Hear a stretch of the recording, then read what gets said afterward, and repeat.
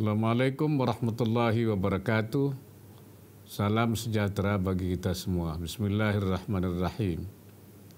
Yang saya hormati Menteri Koordinator Bidang Perekonomian, Menteri Kesehatan, Wakil Kepala Kepolisian Republik Indonesia beserta jajaran, Kepala Lembaga Pendidikan dan Pelatihan Polri, Asisten Operasi, Panglima TNI, para kepala sekolah di lingkungan Lemdiklat Polri, segenap peserta didik Sespimti Polri Dikrek ke-30 dan Sespimmen Polri Dikrek ke-61. Hadirin yang berbahagia. Pertama-tama marilah kita panjatkan puji syukur kehadirat Allah Subhanahu wa taala, Tuhan yang Maha Esa, sehingga kita dapat bertemu pada kesempatan yang berbahagia ini. Saya mengucapkan selamat dan memberikan apresiasi yang tinggi kepada pimpinan Kepolisian Republik Indonesia, penyelenggara, dan peserta didik atas terlaksananya seminar sekolah staf dan pimpinan tinggi Sespimti Polri Dikrek ke-30 dan sekolah staf dan pimpinan menengah Sespimmen Polri Dikrek ke-61 tahun ajaran 2021. Tema seminar yaitu strategi optimalisasi peran TNI Polri mempercepat herd immunity guna pemulihan ekonomi dalam rangka mendukung pembangunan nasional adalah tema yang sangat tepat sejalan dengan langkah prioritas yang tengah dilaksanakan pemerintah, yaitu percepatan vaksinasi COVID-19. Hadirin yang saya hormati, selama hampir 2 tahun terakhir ini kita berada pada masa yang penuh dengan ujian dan ketidakpastian. Sebagai akibat dari pandemi COVID-19, wabah COVID-19 yang mulai merebak di Cina pada awal tahun 2020 dan menyebar dengan cepat ke hampir seluruh belahan dunia ini telah menimbulkan krisis multidimensi, mulai dari kesehatan, ekonomi, sosial, dan bahkan juga krisis politik di beberapa negara. Selain itu kita juga menyaksikan dan merasakan sendiri betapa pandemi ini telah mendisrupsi atau merubah secara tiba-tiba pola hidup masyarakat. Contoh yang paling nyata adalah makin populernya rapat-rapat, konferensi, dan proses belajar mengajar dilaksanakan secara daring sebagai satu wahana dan metode komunikasi baru. Alasan pemicunya adalah untuk menghindari atau mencegah penularan virus COVID-19.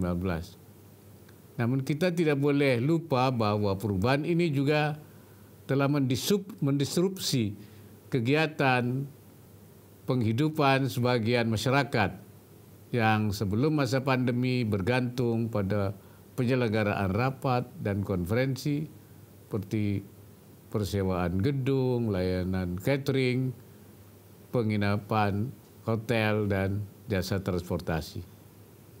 Dalam skala makro, pembatasan mobilitas masyarakat yang diterapkan guna mencegah penularan COVID-19 telah menimbulkan pelemahan produktivitas ekonomi yang signifikan. Mulai dari pelaku usaha tingkat mikro, kecil, menengah, hingga korporasi besar, baik nasional maupun global. Pelemahan tersebut selanjutnya telah menyebabkan turunnya pendapatan pemerintah dari pajak, peningkatan jumlah pengangguran, jumlah warga miskin, dan telah memicu terjadinya perubahan lanskap pasar tenaga kerja akibat digitalisasi dan otomatisasi. Singkatnya, itulah beberapa contoh tantangan akibat pandemi yang harus kita hadapi bersama.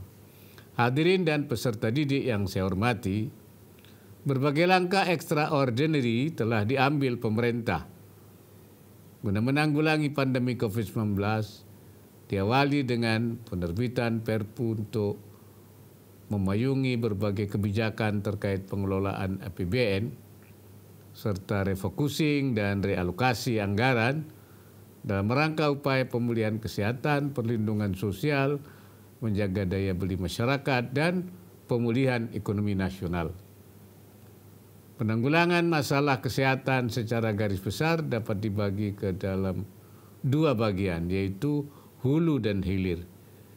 Di hulu kita menerapkan berbagai kebijakan pencegahan, mulai prokes, 3M, 5M, PSBB, PPKM, PPKM darurat, dan PPKM level 1 sampai 4, serta tracing, testing, isolasi, dan treatment atau TTIT, dan terakhir vaksinasi. Sementara di hilir adalah tindakan kuratif seperti kesiapan vaskes, rumah sakit dan tenaga kesehatan, alkes dan obat-obatan, serta sarana dan prasarana pendukungnya. Berdasarkan pengalaman penanganan yang kita lakukan sejak awal 2020, keberhasilan di hulu akan menentukan keberhasilan di hilir. Artinya apabila penerapan prokes, PPKM, testing tracing, dan vaksinasi kurang baik, maka kita akan menghadapi lonjakan kasus penularan. Dan bila itu terjadi, maka fasilitas kesehatan, nakes, dan penyediaan alkes serta obat-obatan harus benar-benar dipersiapkan. Pemulihan ekonomi mustahil dilakukan apabila tingkat penularan virus masih tinggi atau di atas 5% per 100.000 penduduk sesuai standar WHO. Selain penerapan prokes vaksinasi secara ilmiah dan empiris telah terbukti efektif untuk mengendalikan penularan.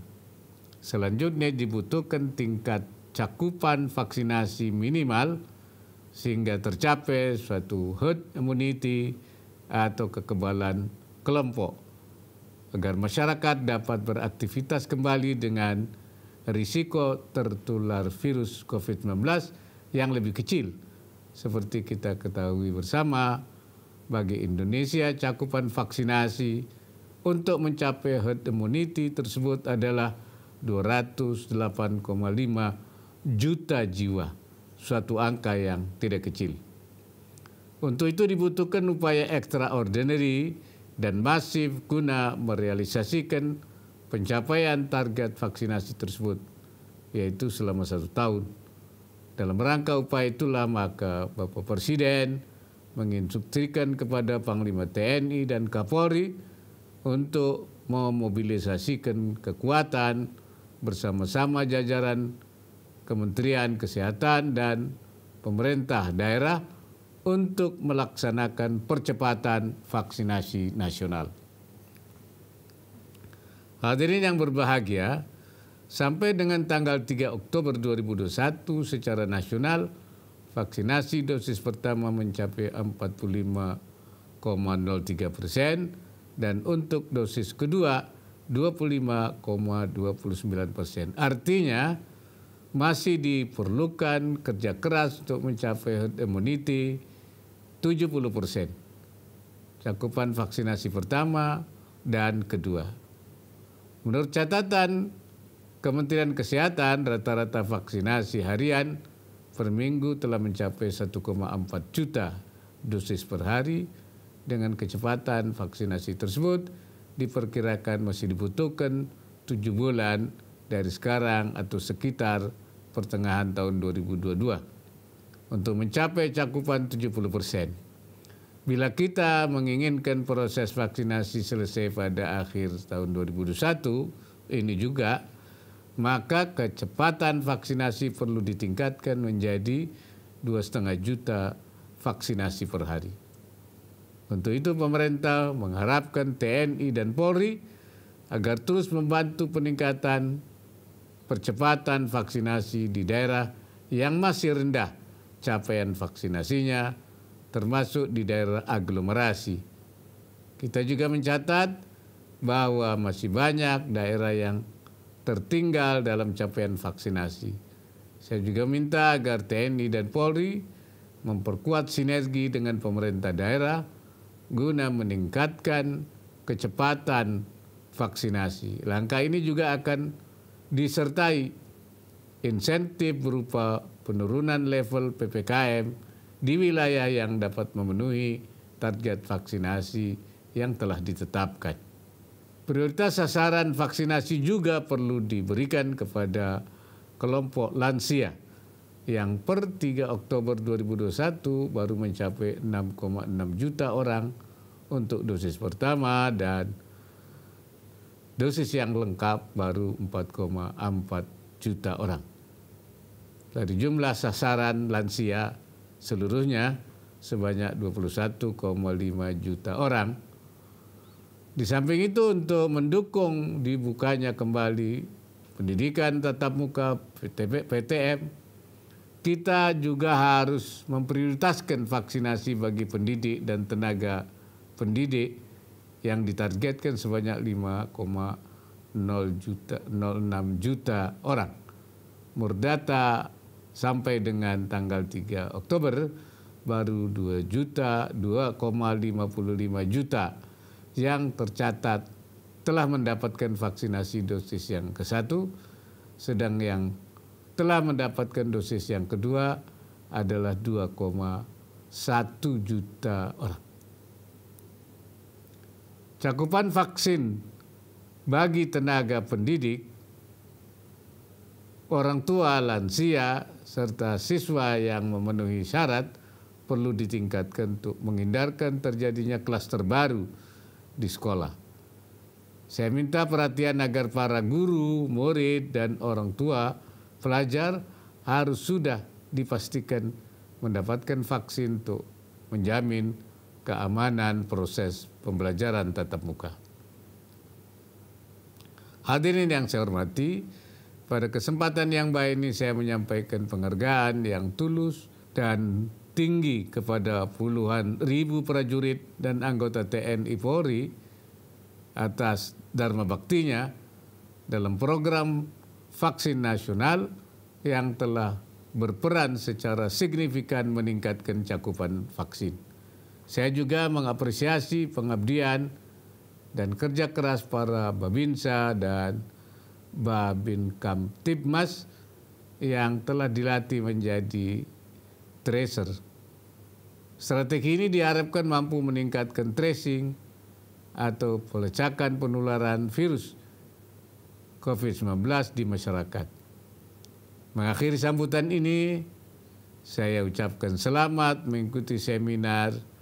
Semoga peserta didik, Serdik, Sespimti Polri Pendidikan Reguler atau Dikrek ke-30 dan Serdik, Sespimen Polri Dikrek ke-61 dapat terus menggali pengetahuan dan memperluas wawasan dalam rangka membekali diri dengan kemampuan yang dibutuhkan dalam pelaksanaan tugas-tugas dan pengabdian kepada masyarakat, negara, dan bangsa.